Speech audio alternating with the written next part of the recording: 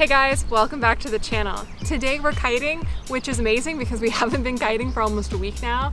It's been pretty dead here, but luckily we do have a cold front coming, which means two things.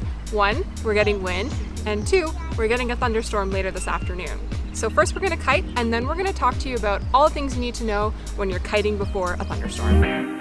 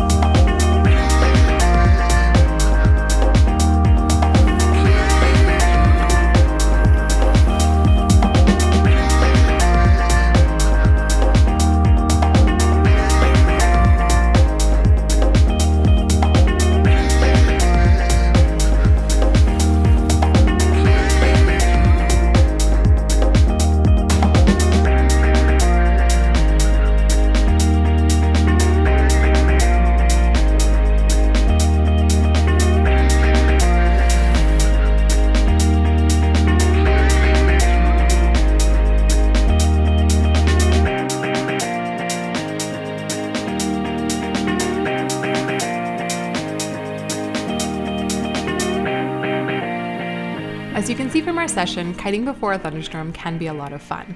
With that said, kiting before a thunderstorm is a bit like playing with fire, so let's dive into the subject matter and explore some do's and don'ts for kiting when a thunderstorm is approaching. Thunderstorms can pop up for many reasons, be it a cold front, just the right combination of moisture and rising air, and hurricanes. As land accumulates heat during the day, causing air to rise, it's not surprising that thunderstorms tend to occur more frequently in the late afternoon or early evening. If the conditions are right for a storm to develop, your local weather app will most likely pick it up and display a probability of it occurring, so make sure to check not just the wind forecast, but the overall outlook before you hit the water. Also, it is very important to underscore that there are a few main types of thunderstorms, such as single-cell, multi-cell clusters, supercells, and finally a multi-cell line, also known as a squall line. To distinguish which type of storm you may encounter, it is important to check the radar. In fact, when thunderstorms are on the forecast, we make sure to check the radar before and throughout our session. Today we had a multi-cell cluster of thunderstorms, which is the most common type. If you see a squall line or a potential supercell on the radar, it's important to note that those are the two most dangerous types of storms, as they produce frequent lightning and strong wind squalls, so keep the risk in mind. Recently, Weatherflow published a blog post about the life cycle of thunderstorms and wind implications. One of the takeaways was that during thunderstorms, the strongest winds tend to occur on the edges of the storm, meaning that if a storm is far away, you might get useful wind. In fact, today the wind speed would go up whenever a storm cell would pass on the other side of the lake. Now, of course, if the storm is too close, it's probably not safe to be kitesurfing at that point. But how do you know when the storm is too close? Lightning can strike anywhere between 8 to 16 kilometers from the storm, and in exceptional situations up to 30 kilometers. A basic rule is that if you hear thunder, it's best to come in. Today we heard no thunder, and instead we came in when we saw a dark cloud approaching. Note that the cloud did not look as scary from the ground when I was coming in as you see it right now from the drone. In fact, we roughly estimate that the cloud is at least 10 kilometers away, as it is possible to see the skyline of another city. Another danger associated with thunderstorms are squalls. As the storm gets closer, the wind speed can increase dramatically, sometimes in excess of 60 knots as shown in this video. You don't want to be on the water when a squall hits, and that's why if you see a storm approaching, it's best to come in. If you are planning to go kite as a thunderstorm approaches, it's an unwise idea. We often refuse to launch kites if someone decides to go out when a storm is approaching. Most thunderstorms don't produce violent gusts, but there's always a risk. Usually thunderstorm lines and supercells are more often associated with gusts of 60 knots or more. From our experience, as most storms approach, the wind dies first, the calm before the storm, and then the wind picks up from a different direction somewhere in the range of 20 to 30 knots. And this is exactly what happened this time. The wind died and then picked up to 20 knots as it switched direction from southwest to west. Suddenly, the lone kiter was kiting in offshore conditions, struggling to come back to shore.